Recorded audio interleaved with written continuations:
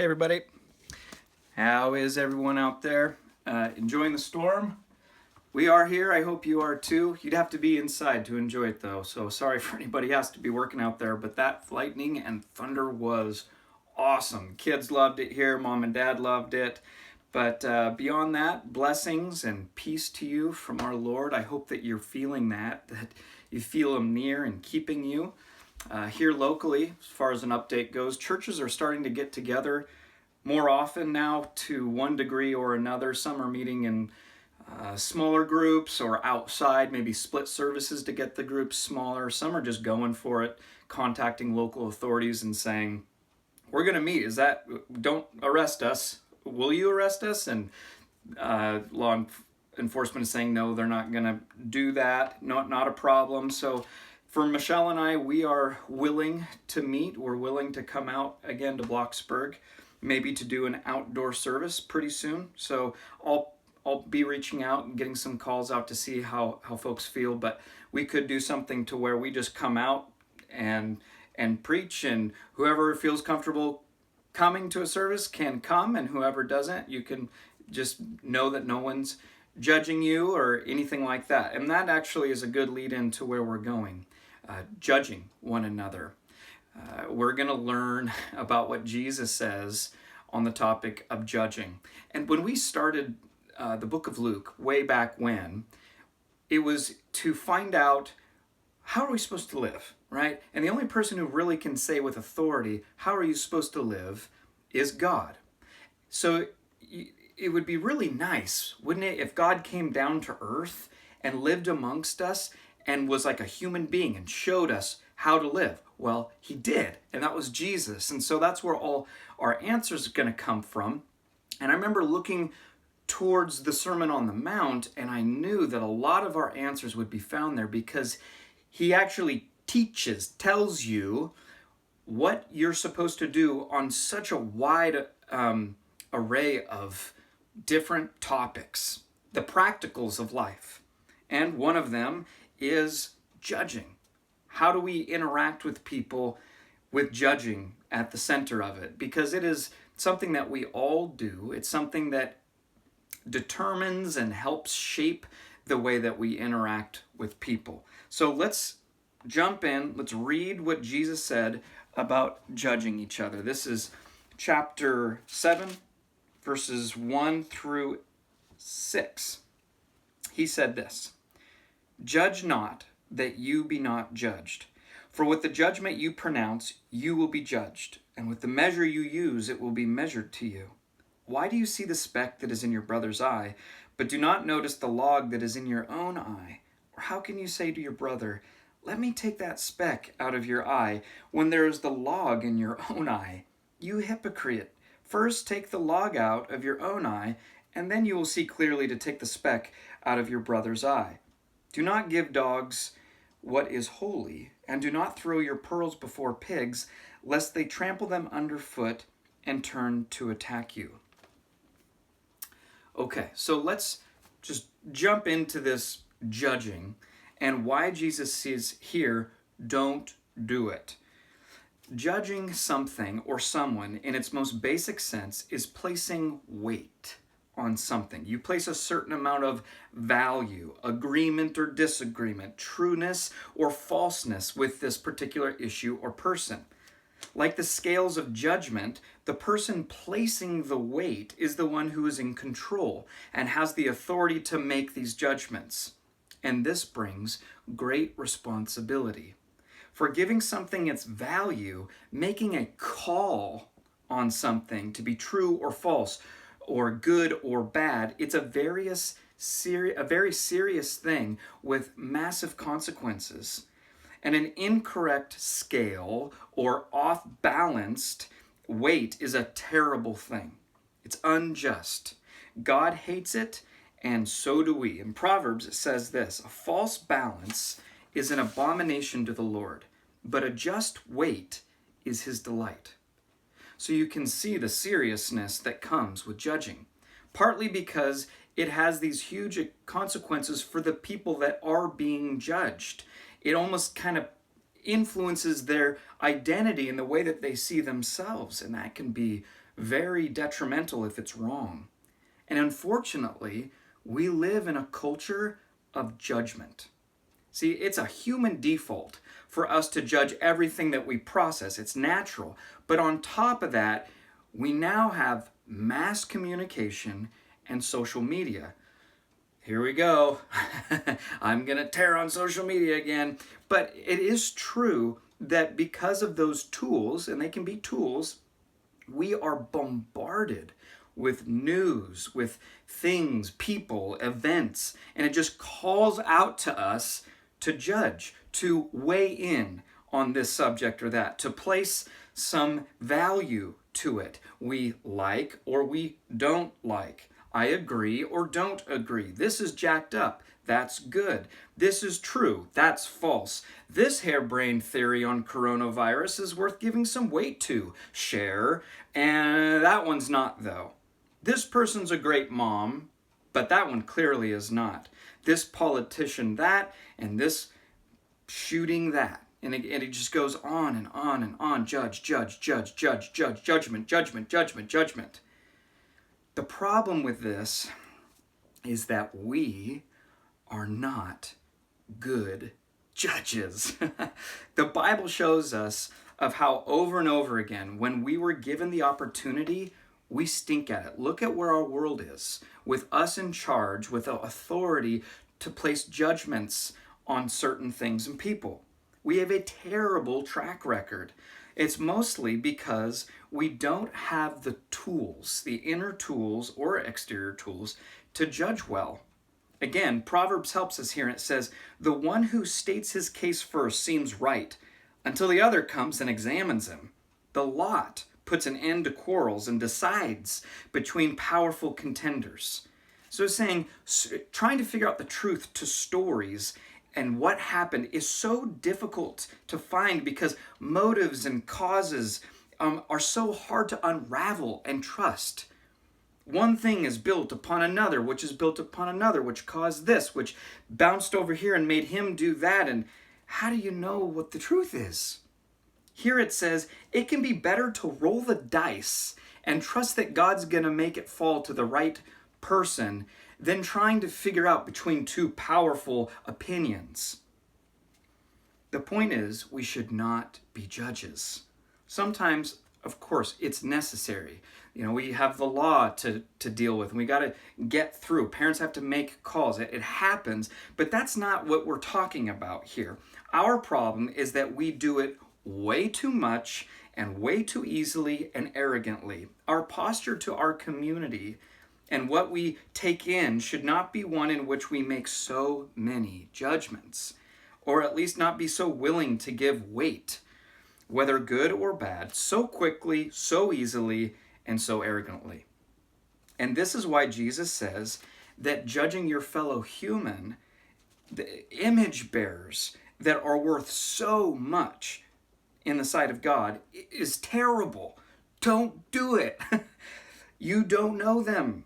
What shaped them? And even if you are right, and they are jacked, and you nailed them, well, so are you. Hypocrite, he says. And if you have fallen short, and they have fallen short, well, it means that you're both small of stature. And it doesn't really matter so much why and how you got there. And so Jesus gives us this picture. And I find this kind of curiously funny. This is how he sees us. What we look like. It's pretty funny, but it's in a kind of a sad way. He says that we are a people walking around with logs coming out of our eyes, obviously hindered in our sight, half blind, and yet we all see specks in other people's eyes, and we become fixated on judging the size of these specks and are deeply offended, become determined to dig out the speck in our neighbor's eyes, trying to fix them, but with this huge log protruding from our face.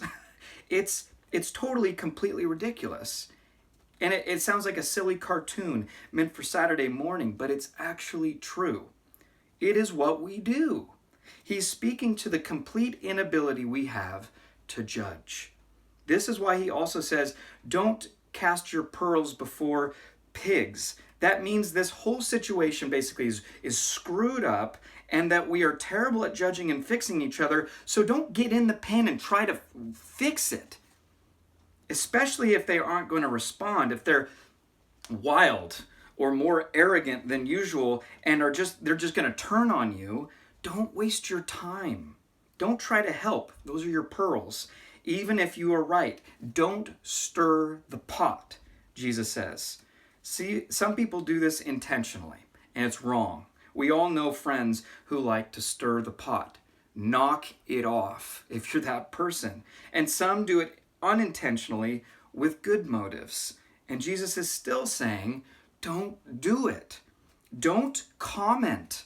Don't respond to everything that happens. And I would say especially on social media, because it's so easy to be disconnected from people and events and judge or give your comment or opinion. And it's difficult to represent your true mind, your true heart and feelings with emojis or likes or dislikes or whatever it is.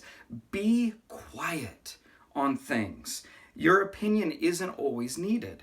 When there's a bunch of folks, say, in a room, in a meeting, and they're clamoring, trying to figure something out, and you just hold your tongue and listen, it'll make you look smart. And it will actually cause times where some will notice your quietness and ask your opinion. Hey, what, you've been quiet? What do you think about all this? And everybody will turn and say, oh yeah, what do you have to say? And that's when you have a real opportunity to speak graciously in order to win people, not an argument. Again, Proverbs says this, whoever restrains his words has knowledge, and he who has a cool spirit is a man of understanding. Even a fool who keeps silent is considered wise. When he closes his lips, he is deemed intelligent. Silence can be the bringer of peace, a tool to do good. Another reason we shouldn't trust our judgment is that often, if you look deep enough, the things that we judge and are suspicious of in others is the very things that we struggle with. It goes like this. You're struggling with something and you don't like it about yourself, let's say. You know it's wrong, and for an example, maybe it's the temptation to cheat on your spouse or giving in to lust. And if you think in your mind, as you're struggling with this, man, if my spouse did this to me, it sure would hurt. But you feel and know so well your own susceptibility to it that it makes you more easy to jump to conclusions, to judge your spouse in their actions. Are they doing that? Is that tied to? Are they going to be would they cheat on me? Because you know that it's in you. This can happen at work too. You know what to do to get ahead. You know what you do to get ahead. And so you look suspiciously at your coworkers and their motives as they seek to advance. What are they doing, those jerks? Even though you employ the same exact tactics if the opportunity arises. The heart is deceitful above all things, Proverbs says to us. Don't follow your heart. No matter how many times you've heard it or seen a stupid bumper sticker, it isn't to be trusted. Don't judge people from what your heart tells you. Instead, cling to the Bible. That's why God gave it to us. That's why it describes itself as a lamp unto our feet. David said it was like God would pick me up and his word was like out of the mud and onto a rock. That's what the word is like. It's something that can be trusted. The way I look at it is a mast in the middle of a ship, and the world is just a ever-changing storm, and you get lost and confused and it's dark. But I just lash myself to that mast and it keeps me safe. Your approach to life, to the Bible, to social media, to social situations, to relationships, should be one in which we use humility, are quiet, conservative, not giving ourselves to everything that we hear and engaging and giving in opinions and just chill out and keep it simple. You will have less fires in your relationships and more influence and more peace.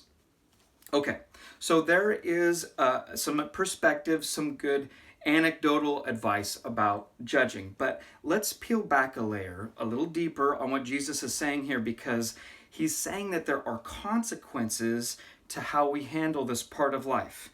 And this is tough, because what he says, it's hard to receive and grasp, that we will receive what we get when we judge. Like if we are to be judged with how we judge, well, that's kind of a scary thing.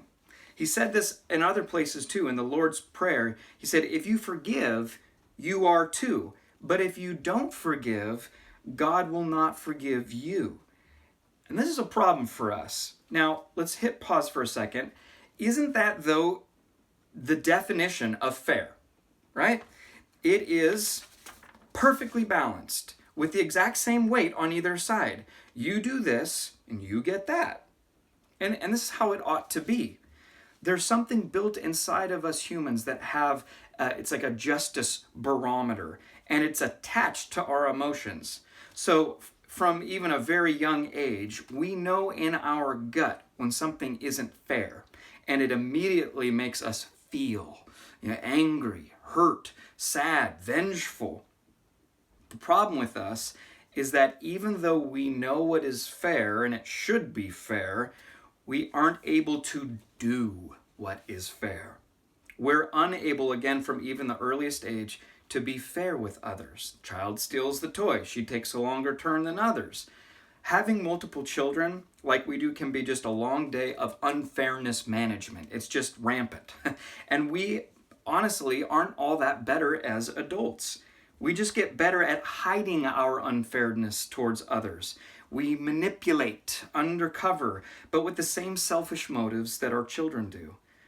Even the oldest and most respected, our leaders, with the most responsibility, do this in seats of power, choosing unfair policies that affect millions of people.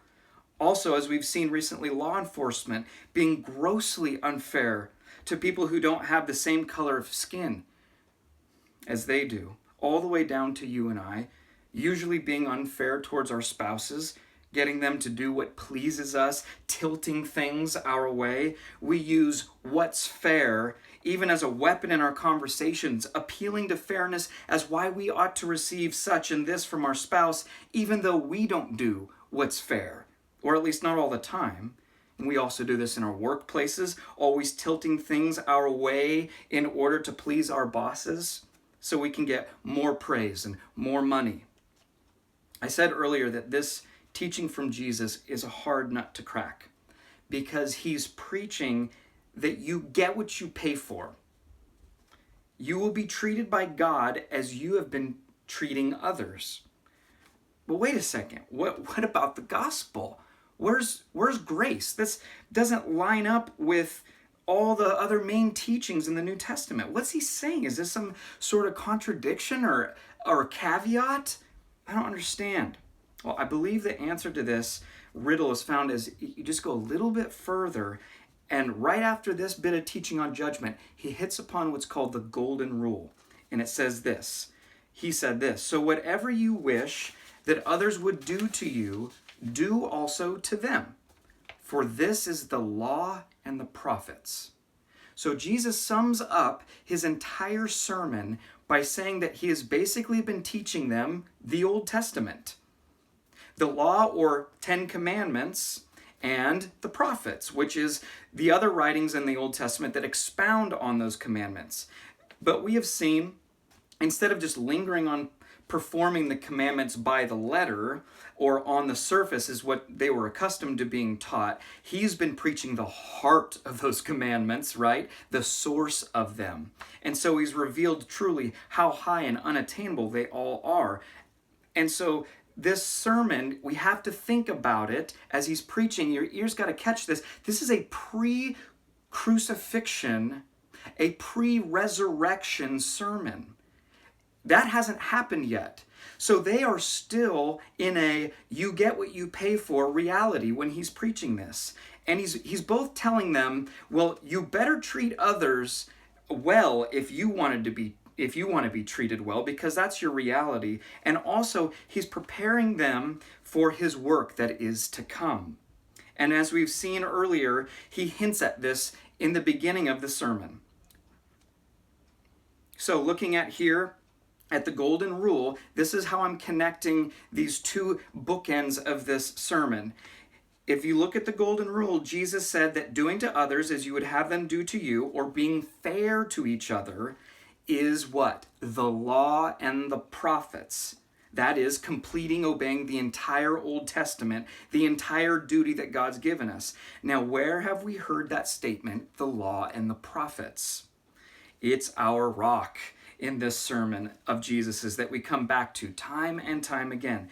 Back in the beginning of his sermon, he said, "Do not think that I have come to abolish the law and the prophets. I have not come to abolish them, but to fulfill them.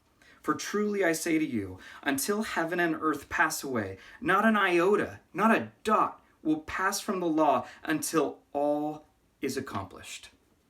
He came to accomplish it all, the entire Old Testament, the entire duty of humans given by God. And this helps us understand why he's preaching this way. So let's talk about fair, as he's saying, well, you should be fair to each other. We all need to be fair to each other, and so we have this ongoing back and forth with fairness that we're trying to manage and deal with. And we also have a vertical fairness tug-of-war going on, management with God, don't we? All humans look to God, and we try to figure out, is God being fair to us? Our world, even though it's broken and unfair because of our actions, we still, in this conversation, appeal to God or appeal to fairness as the judge between God and us. It's the ideal. We judge all things against this perfectly balanced scale. Can God be placed in the scale of fairness, and how does the world balance out? We still use the economy of you get what you pay for. You get what you should deserve. And so we look to God and we expect the same. We want God to be fair with us, right? And so comes our judgment. We created beings look up to God and without even thinking, judge God. We judge whether or not he's been fair to us. We small, tiny little creatures of his who have screwed up his world and his people look back and ponder, is he being fair? Or sometimes with a cry of indignation, right? This isn't fair. It's like a 3-year-old who just smeared his own mess all over the walls and hears that a discipline's coming from mom and dad and says, this isn't fair. And mom or dad says, oh, you want me to be fair with you? Are you sure? So let's take a look. Since we do this, is God fair to us? I don't think he is, actually. Most people don't, and I don't either. Look, Jesus said, God is so good, and he made us to be so pure and good, like him, that if we even yell at someone with anger in our hearts, we are liable to hell. That's what Jesus just said earlier. That is fair. That if we even look at another with lustful intent, we have committed adultery in our hearts and are liable to hell. That's fair. If we want to have a big boy conversation with God on fairness, we need to take our economy of you get what you pay for and raise it up into heaven to where God is and how God is, if we dare to judge him. According to the Bible, one sin, and every sin deserves complete separation from our source of life, darkness. Well, I've sinned today, and I'm still here. I still have life. My being, I can feel that I'm still tied to my source of life. I can sense God with me. Well, how? That's not fair. It's unjust, actually. Maybe God isn't fair. Now, I speak with irony and sarcasm to make a point. What I just said is completely true, though. But we are so self-centered, arrogant creatures that we are blind to the truth, logs in our eyes as we look to God, too. Jesus Christ came to this earth, lived the perfect life that we were meant to, but don't. And he died the worst death that we are meant for, but won't. And that isn't fair. He didn't deserve that. God saw the scales as we sat in front, awaiting judgment. Death on one side, life on the other, and he saw that they were tipping towards death for us. And as it started to gather momentum and we were doomed, he grabbed death and slammed that side of the scale down the other way upon himself. He pronounced the judgment on himself, shared the weight with his Son, and they bore our judgment. That isn't fair. We want things to be balanced perfectly and feel as we look at our world that God can't even do that. This world's messed up. But the truth is that he has actually tipped the scales, unbalanced, the other way, placing love on our side, removing justice and judgment, and placing it on his side. This is the gospel as it relates to judgment. And God took the sentence and gave us life. And so too then, we are to look to others.